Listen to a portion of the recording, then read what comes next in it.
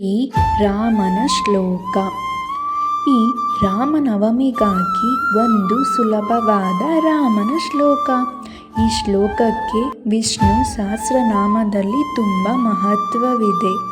ಒಂದು ದಿನ ಪಾರ್ವತಿದೇವಿ ಶಿವನನ್ನು ಕೇಳುತ್ತಾರೆ, ವಿಷ್ಣು ಸಹಸ್ರನಾಮವನ್ನು ಹೇಳೋಕ್ಕೆ ಸುಲಭ ಮಾರ್ಗ ಇದೆಯೇ ಅಂತ. ಆಗ ಶಿವನು ಈ ಶ್ಲೋಕದೊಂದಿಗೆ ಉತ್ತರಿಸುತ್ತಾರೆ. ಈ ಶ್ಲೋಕವನ್ನು 3 ಬಾರಿ ಹೇಳಿದರೆ ವಿಷ್ಣು ಸಹಸ್ರನಾಮವನ್ನು ಪಠಿಸಿದಷ್ಟೇ ಫಲ ಲಭಿಸುತ್ತದೆ.